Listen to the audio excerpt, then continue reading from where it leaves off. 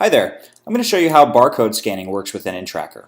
The first thing I want to point out is in the top right of the interface there's this little scan icon, and if you hover over it it'll show you everything that's been scanned. So right now you can see that there's nothing that's been scanned. What's going to happen is as we scan barcodes for either products or purchase orders or sales orders, we'll start building a list up here of things that are scanned, and then we can choose to take action on them or leave them for later. The nice thing about this is that it's sort of an unobtrusive way to get something recognized into the system, but then be able to act on it later. So let's say, for example, we scan a product, but before we decide what we want to do with it, we need to check on another sales order or check on a different product, and then we need to be able to come back to that product later. By having it in this drop-down, it allows us to scan it so that it's saved in the system, and then we can come back to it, even if it's an hour later, and actually take action on it. So what I'm going to do is, and again, we can do this from anywhere within the interface. So I'm just going to be here on my dashboard. I'm going to go ahead and scan in a product. And what's going to happen is, a sales order. It's going to go ahead and pull up the sales order.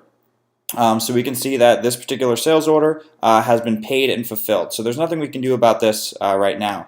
What I can do at any point is I can go ahead and clear what's actually been scanned for the sales order, so I'm going to go ahead and clear that. Then what I'm going to do is I'm going to go ahead and scan a product. So I just scanned a small t-shirt. You can see it showed up. I'm going to go ahead and scan another product too.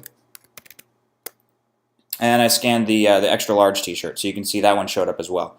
Now what I can do is I can hover over each one of these products, and you can see that I can actually alter their quantities. So what I'm going to do is I'm going to leave this drop down for the time being. I'm going to go into my products so we can actually watch what happens as we do it. So I'll open up the product here, and you'll see that we have quantities for each one. So we have 12 small, 10 extra large, and if we close out we can see the roll-up aggregate total is 44. So what I'm going to do is go back into our scanned products, and let's see the t-shirt size small. Let's go ahead and let's subtract 10 of them. And so I just do -10, I click alter, and it will actually subtract 10 from the inventory, clear it from our scanned list because we're done with it. And you can see actually a few things happened here. So it decremented the 10 from that product, it cleared it from our scanned list so that we can move on to something more important. And also at this point it made our product go out of stock. So we actually got a real-time notification showing that this small t-shirt went out of stock.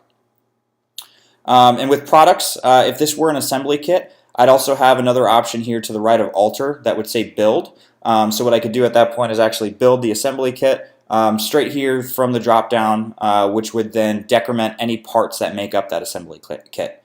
In this particular case, I want to ignore the extra large t-shirt, so I'm just going to go ahead and click clear, which will clear out the scan drop-down. And again, now at this point, I'm free to scan anything else at any point from anywhere within Intrakr.